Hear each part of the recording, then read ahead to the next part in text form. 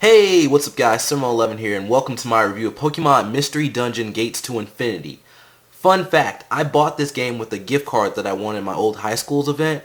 It was some sort of senior event for, the seniors, and I won a gift card. It was for Target. I bought the game.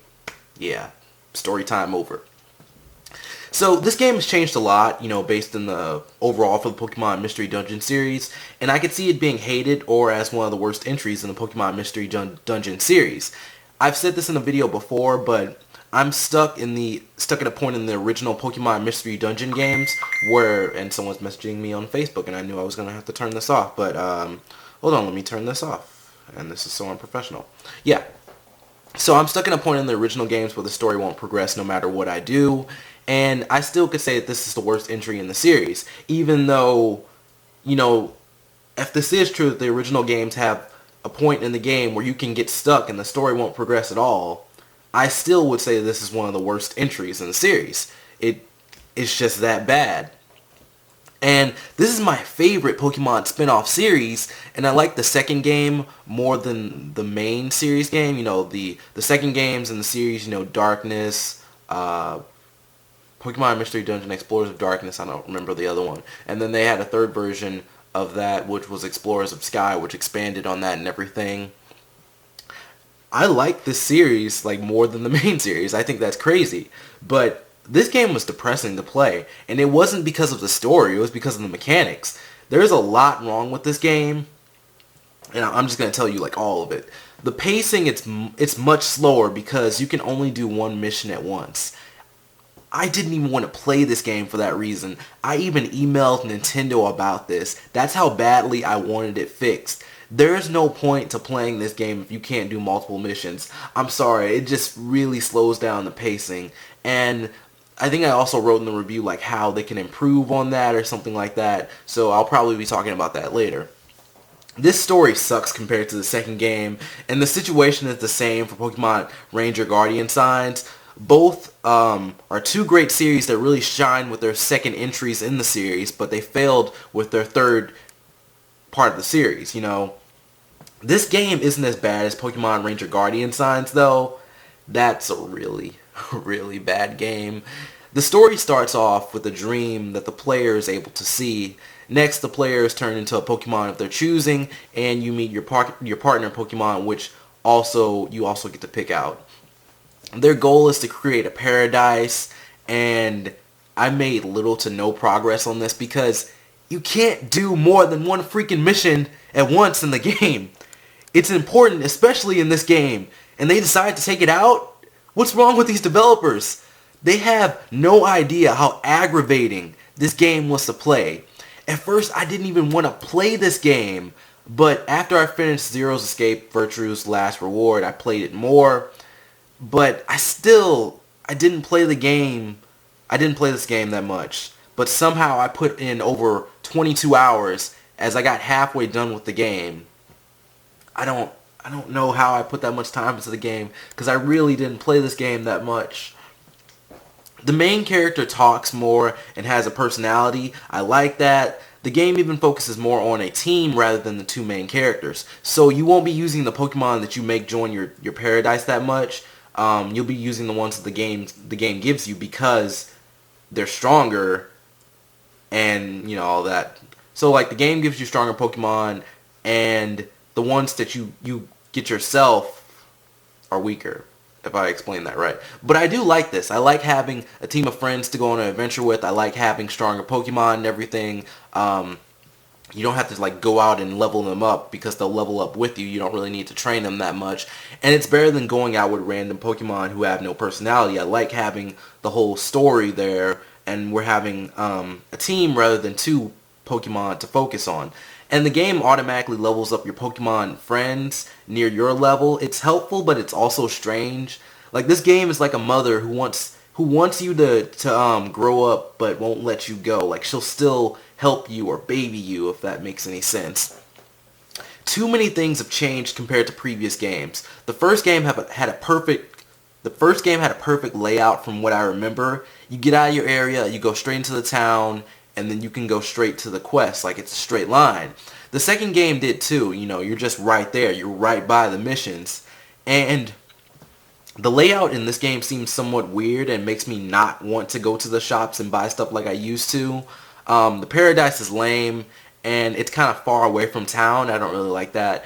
Because in the first game, you're literally right next to the town. In the second game, you live within the town. Yeah, you live underground, right? And then you live within the town. So yeah. And then in the third game, your whole area is away from the town, and you have to leave the Paradise, and I just didn't like it. I'm sorry if I'm being nitpicky with this game, but I just didn't like that. So yeah, I wanted it to be close to the town. I don't really have anything bad to say about the graphics. It's in 3D now. That's cool. The dungeons are designed a tad bit differently with actually letting you explore some of the outside areas. I think you should do more stuff like this. Like, you're not always within a dungeon on a grid. Well, it's always on a grid layout, but you actually get to go outside of the caves, and you get to see what's going on outside of the caves. It's not just you going up steps and everything. You can also go outside of the dungeon. I like that. Do more with that. I hope we have more of that in Super Pokemon Mystery Dungeon. You know, I want crazy dungeons, but it's the same as always. You explore a dungeon with a goal in mind, and you fight Pokemon along the way. There's a new move called the Team Attack, which builds up after a while, and it's pretty strong. I love the cutscenes, but the cutscenes in this game are too long. I get the gist of it, so stop talking, you know? And there are two cutscenes that I really liked, which were the one I can't really talk about since it's a spoiler, but it comes out of nowhere, and it's violent, and it's awesome, and it's great, and I like that. Do more violent stuff in the Pokemon games. I don't think Nintendo knows, or the Pokemon company knows, how good the Pokemon franchise is, and how much that they can do with it, you know. There's a lot of stuff you can do with Pokemon and change it. If you make Pokemon more mature, it's a completely different series. There was a video I was watching. I know this is like going off on a tangent, but there was a video I was watching that was talking about the Pokemon anime and about how they had this writer who did he tried to do all this different stuff for the first season, you know, when they were in Kanto and everything, and I believe he passed away after that. I'm not too sure how much he helped out with it. And he also wrote a novel, and he added more stuff to the story, you know, it made it more detailed, made it a little bit more violent, so yeah, we need more of that. And the second cutscene that I really liked is also one later in the game where there's a mutual attitude going around, and then these characters, they get put in their place. And it's something that it's something that I don't see very often. If someone has a dumb thing to say, no one normally goes off on them. But this game changes that. You know, they say something stupid and someone goes off on them, and that's great. You know, just switching up Pokemon. And I enjoyed this game as I got more into it. That still doesn't change the fact that multiple missions is key. Like, that's a key part of this review as well. They don't have multiple missions. Made me dislike the game a lot. The game even backs this up, since one of your goals is to build a paradise, in which I didn't build one thing, because in the story mode, they would only let you do 1 or 2 missions. And by the way, what stupid person did the very first game? By the way, what stupid person did? Yeah, like, what stupid person did the very first game? You know, they made it where you had so much freedom, but if you did something incorrectly, you could never finish the whole story mode. And I don't know if I'll ever beat the first game, or if I'll ever beat the extra stuff in that game, because I mean, I can't beat anything in the game. I'm stuck in the game. I can't do anything with that. And moving on to the story. The story in this game is good, but it feels cut short. Like, it was cut short at the end. I like the story, but I wanted more. I wanted more of this story.